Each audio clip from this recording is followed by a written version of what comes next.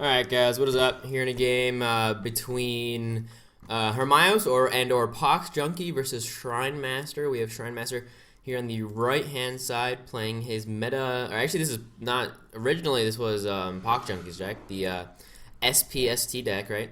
And then we actually have Poxjunkie playing also a meta deck, but he has switched it up. He's playing Forsaken Waste SP, so it's kind of cool. Like, it's with Liches, a lot of Liches in the deck, or in the battle group. And then, of course, all the meta SP things. So it's like maybe 1/4 Liches, and then 3/4 just kind of like the meta stuff, I guess. It's cool, though. It's an interesting battle group. You know, when you see so much STSP, it's cool to see a different mix of two factions that are meta. It's interesting because there's such a wide variety of battle groups just by itself, by the numbers, right? Let's say you have 8 factions, right? And you can do 8 times 8, so you can do every mix, right? Well, I guess it's less than that because it doesn't go back and forth, right? Because SP and ST is the same thing as ST and SP, right? But still, a lot of battle groups can be played just in meta for split, right? So you could have, for example, SLSP and make the best thing you can out of those two and see what really connects. Or you could do FS and, I don't know, KF, and then, I mean, just try to mix those together, get the best things you can from each faction, and see how that works out. And it's actually cool. It's a cool idea just because you all obviously have the faction bonus, for example. So if you had the SPKF, I mean, imagine KF champions with a little bit more Nora, or the FS champions with a bit more AP. It could be cool, definitely. So it's really it's quite fun to see just like all these different combinations of meta battle groups. So here, the Forsaken Waste SP versus STSP, right? And this is really not a bad deck or battle group. I think the champions that really carry this are just, I mean, okay, put it this way, a lot of very good champions in this battle group, obviously. But there are some champions which are really funny because before, you wouldn't even think of this, for example, the Extractor. Everybody thought this was a bad champion. Yeah, nice, sorry. So everybody thought the Extractor was like a really bad champion. They're like, wait, I would never play this Blue Belly, right? The Blue Belly. You can see here. It says Blue Belly here somewhere. I don't know where. But everybody thought this champion was pretty bad. And nobody played it. I'm not sure if it had the Extract ability back then when it first came out. But either way, everybody's like, nah, you know, what is he there for? And then who used him first? Was it? I remember I played him pretty early, like I was one of the first, but I wasn't, somebody told me to play him. So somebody told me, hey, try this out, and I was like, he's bad, no. But he was, and then I tried him out and I was like, okay, never mind, this guy's insane. It might have been Baller. Maybe Baller used him first, I'm not sure. But he's actually just really good. Just really good. Anyway, so we kind of have this back and forth. These games are also always very interesting. This back and forth type battle. Ooh, look at that healing we just got from the Dark Healing. Was it what, 24 in all right there? Yeah, look at that. Crazy. 24 healing. Oh, look at that damage. 19 damage on him right now. So he should... Okay, he moved up. Oh, he's going to use a ritual, right? Ritual of power, maybe? He has to be very careful, though. That's 10 more. Yeah, he's dead. So yeah, he has to really watch out with this Ritualist. If this Ritualist dies, that's a really big for him. Because this Warlock can just take over the game by himself at one point. So he really has to wants to keep this Ritualist safe, make sure it doesn't die. The Crystal Phoenix isn't super scary just because of the font ignorance. It can't just go over here and take it. It has to put down a relic as well. And we do have flying here with the Infernal on the other side too, right? Yeah, it's funny too. Royal Infernal is another champion where originally I was like, yeah, is it really any good? He has 8 base damage, and I'm like thinking 8 base damage and no real support things. Like, yeah, he has support things, but he can only do both of them 2 turns, 3 turns. It's okay, not that bad. But really, this champion is just insane actually as well because Dark Healing as an ability is kind of undercosted in my opinion. Like what this does, like you have a relic that costs 25 Nora and does exactly this this ability, or this, it does this, right?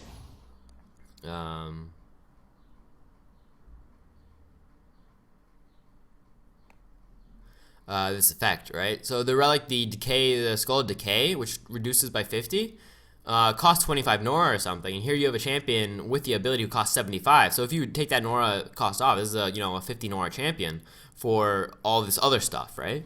So I think Dark Healing is kind of undercosted as an ability, but whatever. Or no, it's even better. It's even better than Skull of Decay, because Skull of Decay just reduces the healing, but this reduces the healing and it gives it to your own units, right? So yeah, a really strong ability, which by itself makes the champion playable. But just a few other things that make this champion really nice, just kind of to have as like a flex spot in your battle group are, one, he's flying, right? Flying is always really good for, especially on this map, for example. You can get to that side font, you can threaten other side fonts. So yeah, flying first of all. Magic damage is always really big. Having magic damage is good against certain battle groups. Hacks, transfer life. Transfer life is really good in combination with heal mass. Well, at least transfer life 2, which kind of just like fits really well. And then of course this Dark Favor and Divine Favor is really nice. If you have a champion like running away and he's like he has 2 health left and you're like, God damn, how do I kill this? Well, boom, you just do Dark Favor, you know. All right, so he's going for this Ritualist, and this is kind of exactly what I said. I was saying this before. I was like, hey, Hermios or Poxjunkie has to be really afraid of his Ritualist dying, because he's what's holding the now he's dead. He's holding the Strig Warlock behind or back. We don't have any other ritual abilities. We do have from Forsaken Waste. From Forsaken Waste we have the Yobanshi, right? The champion, who also has the ritual ability. So maybe he'll play him, and that would be good. Then he could kind of counter these, but if he doesn't have the Yobanshi or obviously the ritual. There you go. Plague it on him. Oh yeah, okay, Vitality, very good, very good. This is actually really amazing for him. The Elder Vampire getting Vitality creation is really insane because of the strength in body, or of body, sorry. So you have strength of body, you get damage equal to your HP divided by 5. And if you keep getting more HP because of Vitality creation, your damage will just be, going up and up just because of champions being deployed. Obviously, you also have escalation, so that helps. There you go. This is a really nice champion. I really like how this champion is made. It's just like a really interesting build.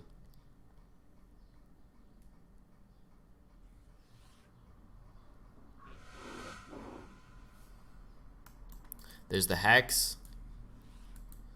And this Phoenix, you kind of want to ignore, because if you kill the Phoenix, because it has that immortality, it'll come back, right? And then you give them more healing. Even though with the Dark Healing, it doesn't really matter, right? You'll heal yourself. But in general, it's just like, leave the Crystal Phoenix. He can't do much, not much damage. You'll be wasting AP, or at least using AP to kill it, which is not always a good idea. But in this case, it might not be horrible, just because he does, like I said, have this Dark Healing. So if Shrinemaster were to deploy the Crystal Phoenix, it wouldn't even be that good.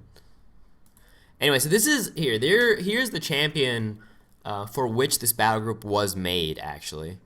Do I have a message? Oh, it says agree. Who is he talking to? Just agree. All right. So the reason that Hermios made this battle group is for this Voil King. Very expensive, 93 Nora, but it is ranged, so he can kind of stay pretty safe, generally. Flying and range, put it that way. Flying and range means he can run away pretty easily, he can stay behind. But he does have that Black Tempest, which is an interesting ability. So here, I'm going to read it.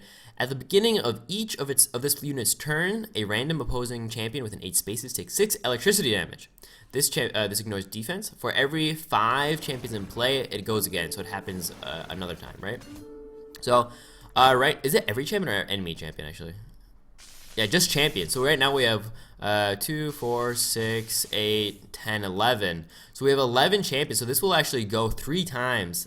This Black Tempest will hit 8, but does it only ever hit 1 champion at a time? Yeah, it can only affect one unit. So it will hit him for 6.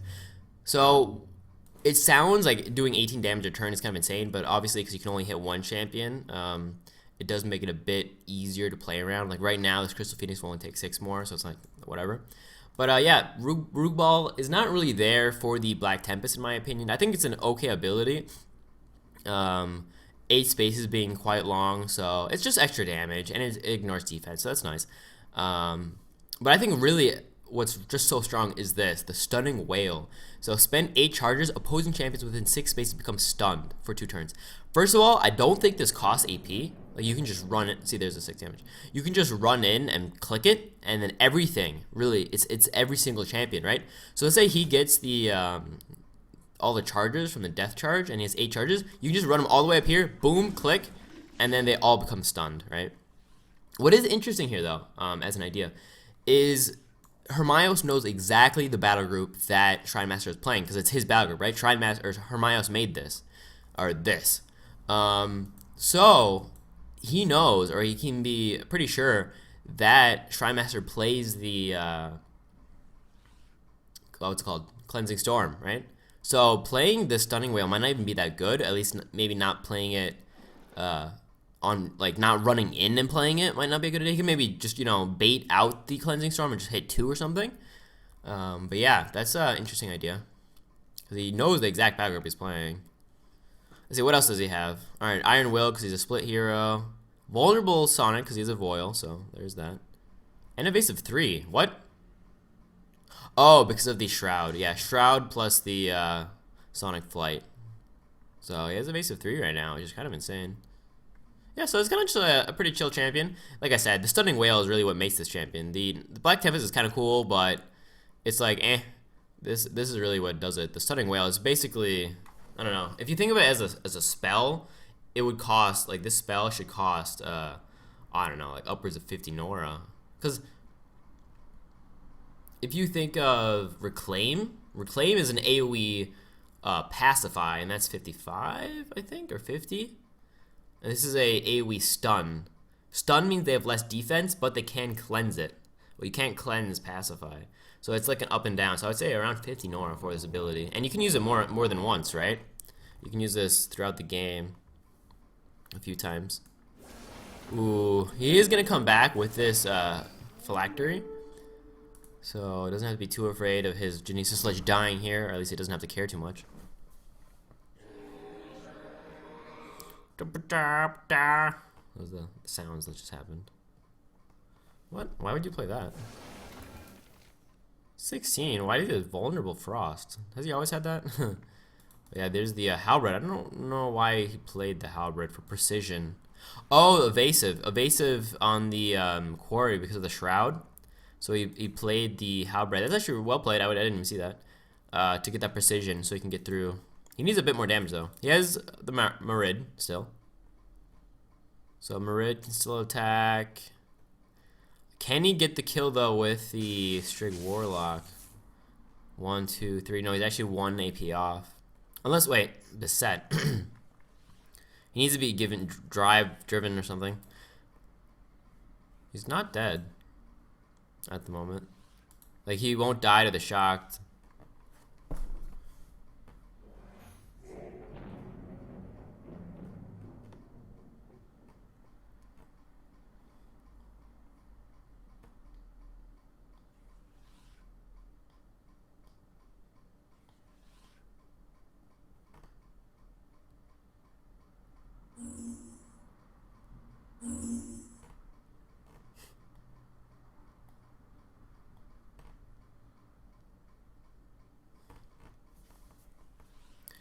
Alright, moving in.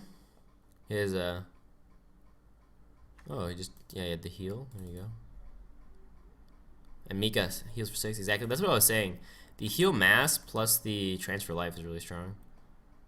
Because you couldn't, like, switch it around. Like, how the heal works is cool.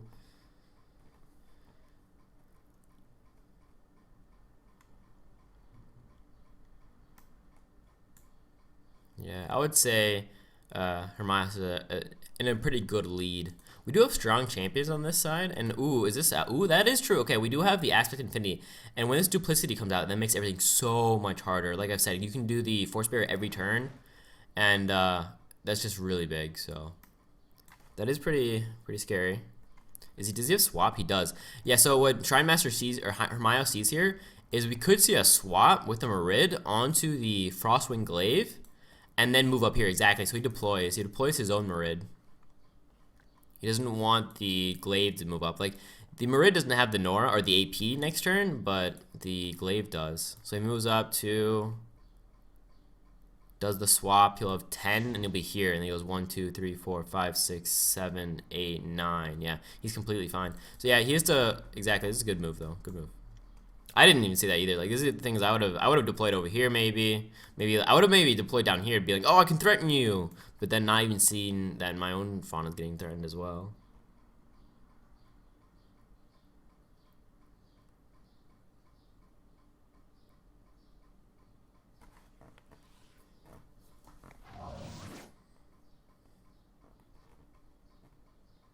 Yeah, there's the duplicity I was talking about. It's pretty scary. I thought you'd get an illusion as well. Where's the illusion? Oh, it probably would have been on one of these. That's why, maybe it would have been on one of the. That's why it didn't work. Probably.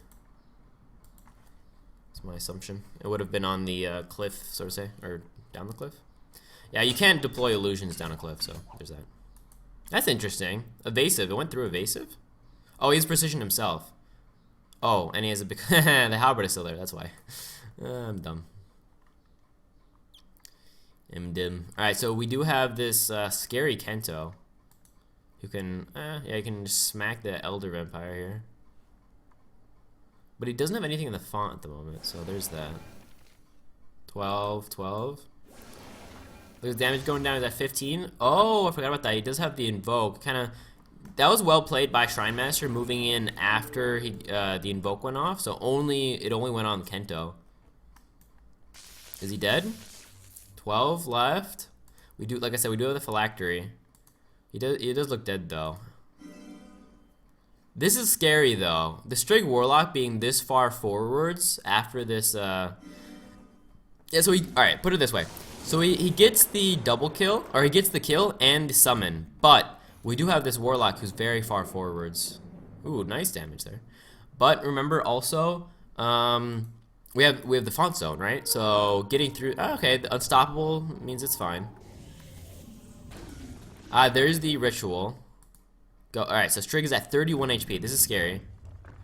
13. Yeah, he's dead, right? We at least have one attack with the Rogue Ball. And then any spell gets the kill. Thing is, if the Rogue Ball goes in, attack. Wait, so he goes in, he's at 6. He attacks, he'll be at 3. So he can go here, attack, and then move back over here, sort of say, if he wants. Then he'll be pretty safe. The only thing that would really hurt him is like a swap or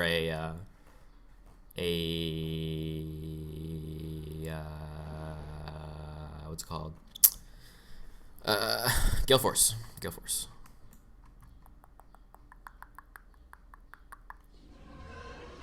Ooh, extra range. So yeah, like I said, it is partially Liches. I was saying this is 1/4 Liches, and then a lot of meta stuff.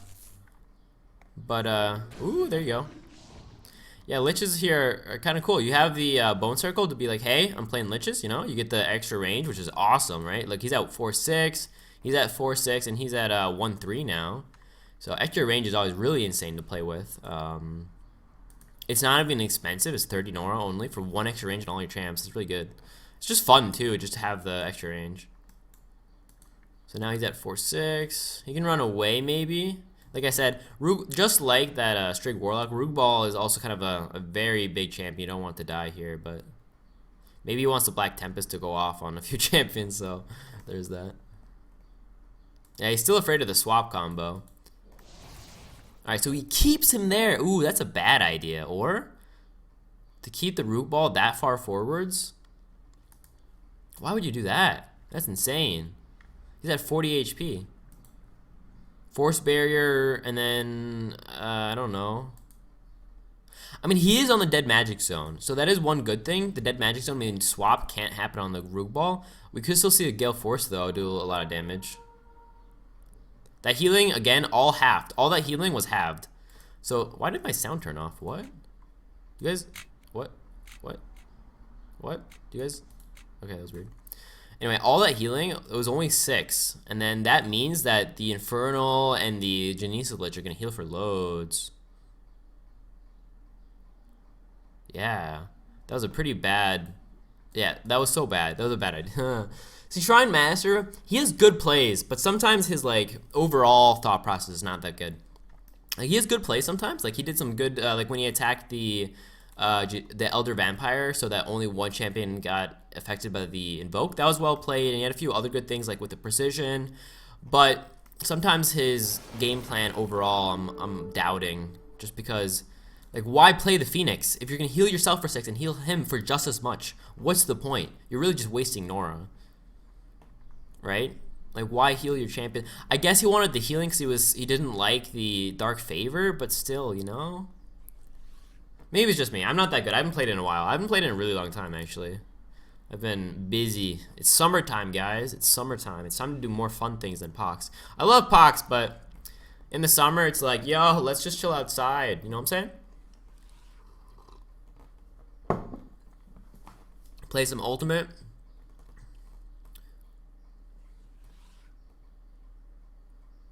Alright, he's chilling. But he's not really getting anywhere. This is one of those... A nice damage with the... not even dead. Ooh, okay. We do have another phylactery here. I just thought about that. Well, he doesn't... Yeah, okay, whatever. It doesn't really matter for him. Ooh, nice HP gain. 6. Oh, how much did they actually gain from the... I wasn't watching there. Oh, you didn't get any? Because the Crystal Phoenix did the healing, right?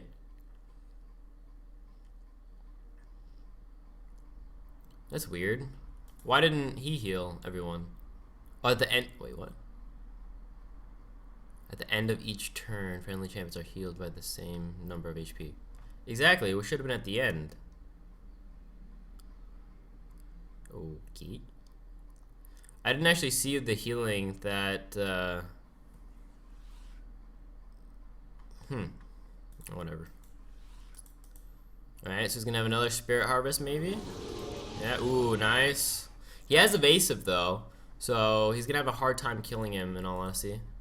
We do have Rook Ball able to attack as well. This is weird. Why do the Sonic Aura if you're getting the kill anyway?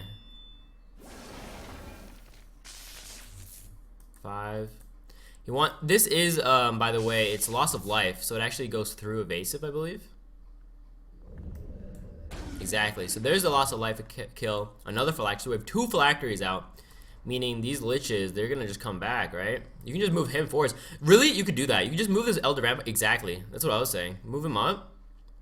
If you got another evoke, that'd be nice. But you just move him all the way up here and just be like, hey, you know, if you try to attack my there you go. If you would try to attack my Elder Vampire, you'll get invoked and then you're fucked, right? Oh, look how good I am. I know what the best player in the game is gonna do. That means I'm the best player, right? That means I'm about as good as him. I foresaw it. Ooh, Dead Magic Zone again. It's just GG now. Like, it might not look as like it's GG because Shrine still has a lot of champions on the board, but I don't know. He doesn't. Like I said, he sometimes doesn't see the big picture, and I don't know. I don't see anything he can do here. Can he kill the Root Ball? That'd be pretty big. Like I said, alright, let's see what happens. He does have Shroud. Alright, so he's going for the Whirling Quarry, actually. Because of the Shroud, right? He's like, no, I'm not killing that.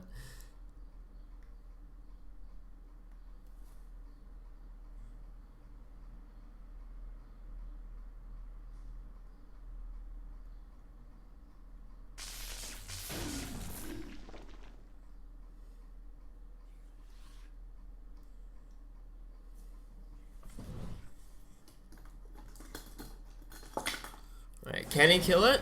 It'll be close. It will be close.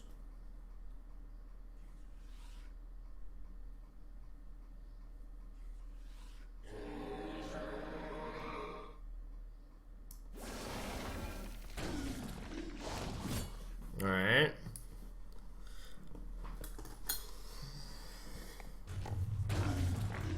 Alright, so that's one phylactery down.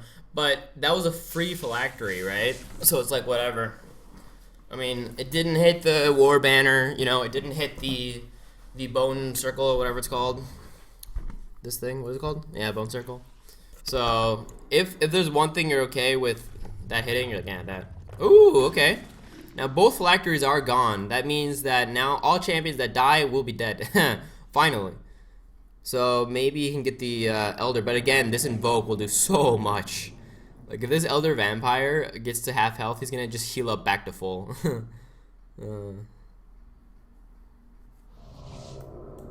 Ooh, there's a stun. That's what I was talking about, the stunning whale. Look at all this. 4 champions stunned here. That extra damage. Oh, also that the no condo then doesn't go off. Yeah, so there you go. No condo, and you have extra damage because he has -2 defense. And they're all stunned.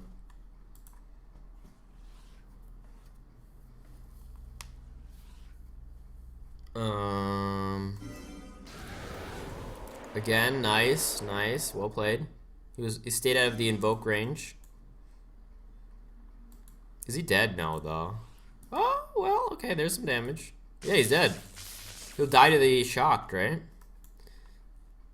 Unless he has a hex up, you just do it right now. It's just a long game where, you know, in these long games, like, Shrinemaster's gotten, like, better than he used to be, which is, like, good. But in these long games, this is, like, the skill of Hermios. Like, if he's good at one thing, it's this.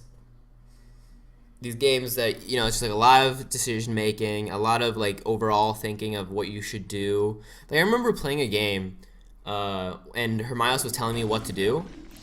And, it was on the lava map, the one where you have the lava coming from the top, kind of, like the V shape. And I was a font down, because he somehow got the mid font, like, completely from the start. And I remember being like, dude, I'm gonna lose this, what should I do? He's like, no, just chill. And then I was playing, what's it called, the Griffins. And I was just chilling, and then so he told me, send 1 champion top, so that he has to send at least 2, and then just go bot. And then I basically did his game plan, and I won. So yeah, Hermione is really good with, like, late game decision making. It's really good. GG.